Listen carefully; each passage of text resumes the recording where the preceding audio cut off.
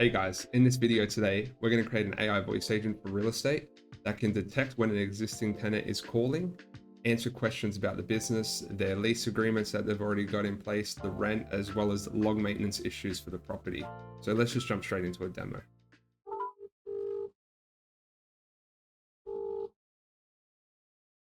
Hello, Alex. This is Ellen from Broad Beach Realty. How can I help you today?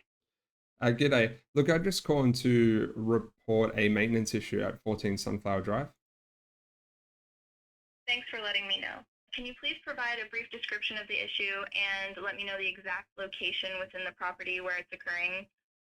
Yeah, not a problem. So there's just a minor leak underneath the sink in the kitchen. Got it. So it's a minor leak under the kitchen sink at 14 Sunflower Drive. How urgent would you say this issue is? Look, it's a small drip at the moment. I put a bucket under it, so it could probably wait till tomorrow. Thanks for clarifying. I'll log this as a low urgent issue, a small leak under the kitchen sink at 14 Sunflower Drive. Let me take care of that for you now. The issue has been logged as a low priority. Your property manager, Samantha Hemming, will be in touch soon to arrange for it to be addressed. Is there anything else I can help you with today? Yeah, I'm just wondering, when's my next inspection date? Your next inspection is scheduled for the 16th of May, 2025. Is there anything else I can help you with today? No, that's all, thank you. All right, so here's what just happened then. So the agent recognized me by my phone number, pulled my property details, as well as answered questions about the rent and booked in a maintenance request. So this was all updated in a Google Sheets in real time. Now, the software we'll be building this in is Retell for the voice assistant and make.com for the automations.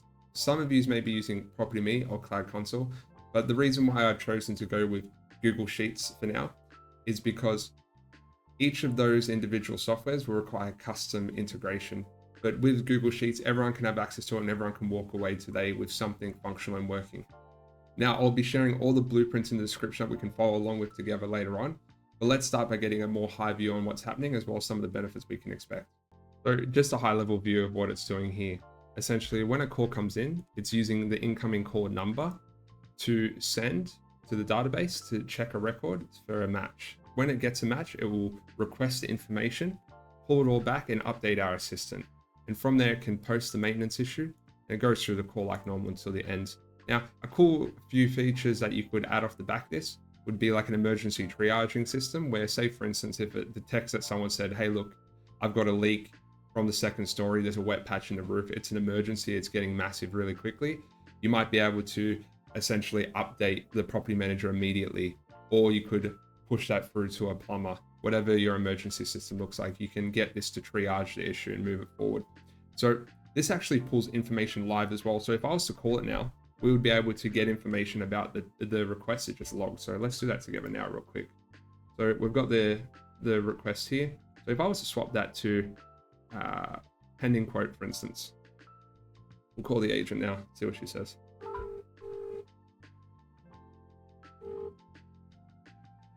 Hello, Alex. This is Ellen from Broad Beach Realty. How can I help you today? G'day, Alan. This is Alex from 14 Sunflower Drive. I'm just wondering, what's the maintenance status of the issue I raised to you earlier? Thanks for calling. I checked the records for 14 Sunflower Drive.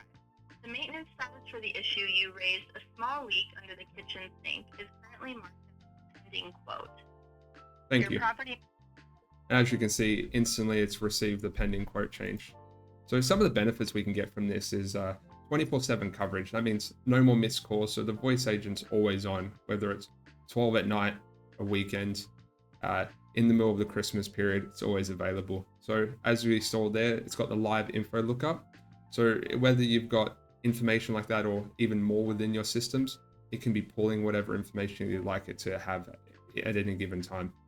So it's automatically logging. So not only do we have what we have access in that database there, but within Retail themselves, they actually have a full history of call transcripts, times, summaries that you can have access to, as well as even the call audio that you can listen to back over again. So something like this scales very easily as well. Retail natively support up to 20 phone calls at a time. So this limit can be increased if needed, but even at its baseline, it's 20 calls, which is plenty. And the customizability, so you can adjust the workflow personalities to match your brand. You can change the voice accent, the gender of the voice, kind of everything's up to you. So the next thing we'll do is in the description below, you'll see the resource library and it will open you to a page like this. Scroll down, you just see the resources right here. So the top one's our voice agent, the second one's our automation. Then I've also included a copy of the Google Sheet that you can make a copy of. So you'll just click this. Now it's treated as a code file. So you just have to right click, save, and you'll do the same thing to the tenant database. And once again, you'll open this up, you just go file, make a copy. So the next thing you'll need to do is create a Retell account. Now from here, we'll just go import, choose a file to drag. We'll choose our voice agent here, we'll go save. So right now this will import our agent. And once we open it here, you'll have the agent here in its entirety. So once you're here, as you can see, the first thing we can do straight up the top is actually name our agent. Now, this won't affect anything. It's just what you want to call it when you're looking through your agents list. You'll be able to just to identify it. Now, next we've got the LLM. Now, this is essentially the engine that the agent will run off. And as you can see here, it's quite a few different options, but for my personal preference, I use 4.0. Now 4.1 just got released as of recording this video, and I know a few people are having issues with it once it's hitting its limits, that it's actually going down to 4.1 mini and the agents are playing up. So I suggest sticking with 4.0 for now. You have an alternative option in 4.0 real time. Much better, but as you can see, it's almost 10 times the cost and you can get excellent use out of 4.0. Next, we can go across here, and this is where we can actually select our voices. Now you can scroll through this list. You can demo a few voices, choose the one that you want. Additionally, you can add custom voices where you can actually voice clone. You can drop in an audio clip of your voice and you can actually clone yourself. And it's pretty good. It's actually quite cool. But for now, we'll just stick with CMO and then we'll move on to the prompts now. The prompt I'm going to spend a little bit of time with just to give you an understanding of how it's actually working. And to start with, you might be wondering, why do we have hashtags here? This prompt is written in Markdown format. Now what Markdown format is essentially, it's a structured way for the agent to be able to read the prompt information. So a hashtag denotes a title.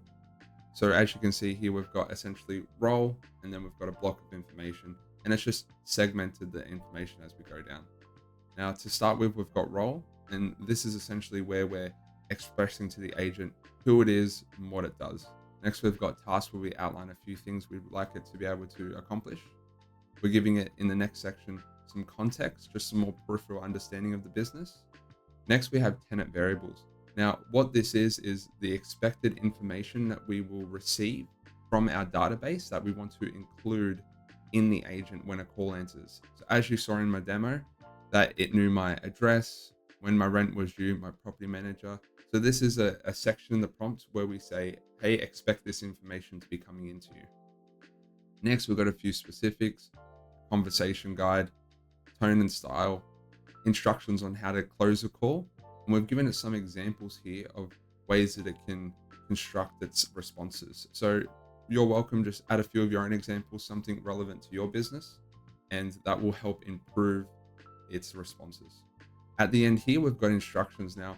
This is our final chance to really hammer in something important. If it's got any annoying little quirks, like how it pronounces dates, you can just basically put it in here and it will more accurately understand things placed at the bottom.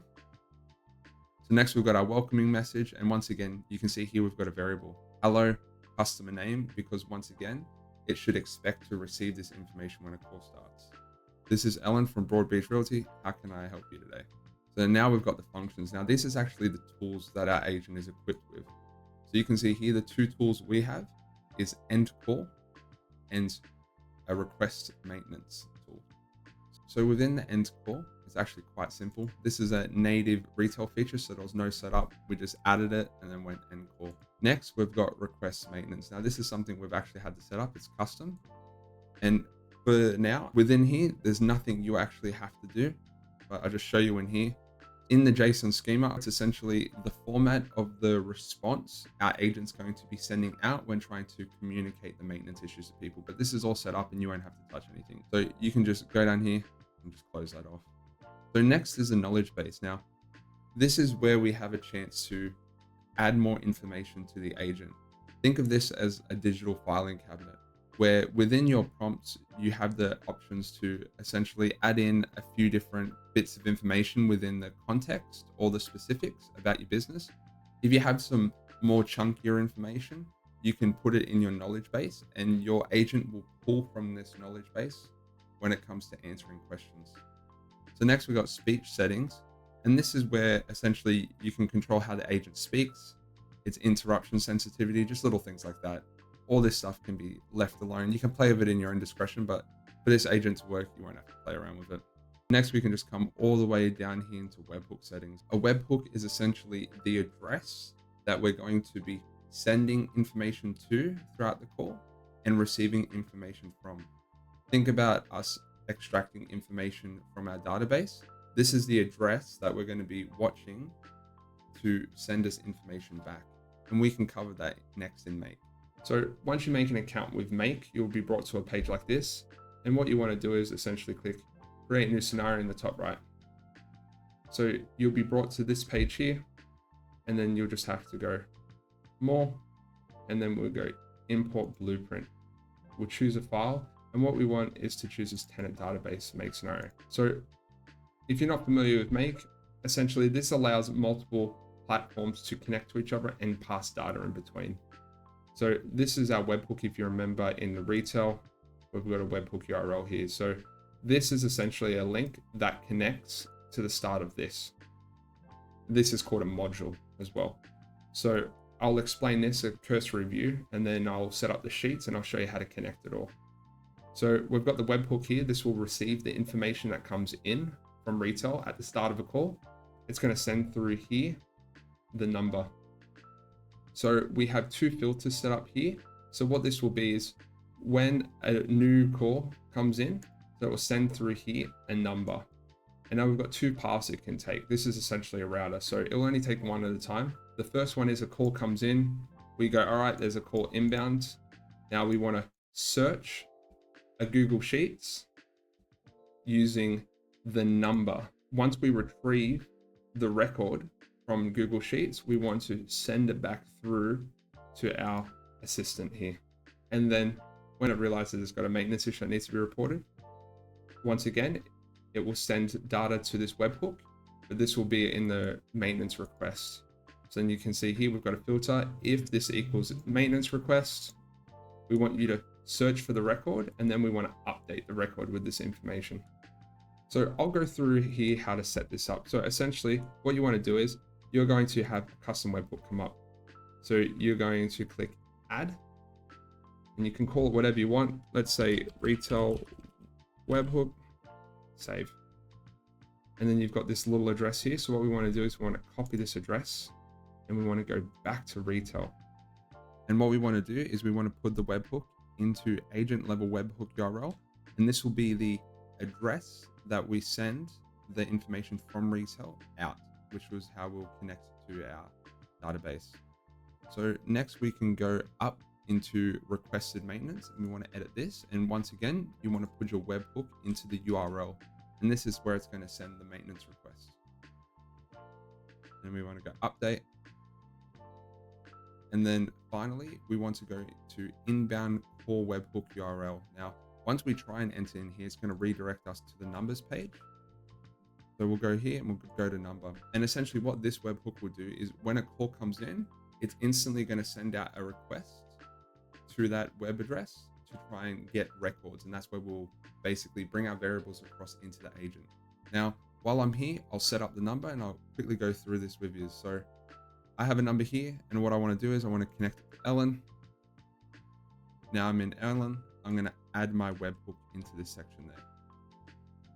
Now, if you want to add a number yourself, what you can do is you can go to plus and you can buy a new number. Now this will work within the US, but if you want to connect a number in any other country, I have a video on this on how you can connect Retell to Twilio and buy a number from anywhere in the world and import it in here. So that will be in the description below, or it'll probably pop up somewhere up the top of the screen. So the next thing we'll do is we want to go Google Sheets. So I've already got a connection connected, but I'll go through it from the start with you guys. So what you'd want to do is sign in with Google. So we'll go Retell AI assistant. So you'd want to go sign in to Google. Now you're going to be brought up this authentication screen, and you just want to click the account you want to use. You want to go continue. We want to go allow. That's all done. So what you may have to do, actually, you'll have to go to search from Drive.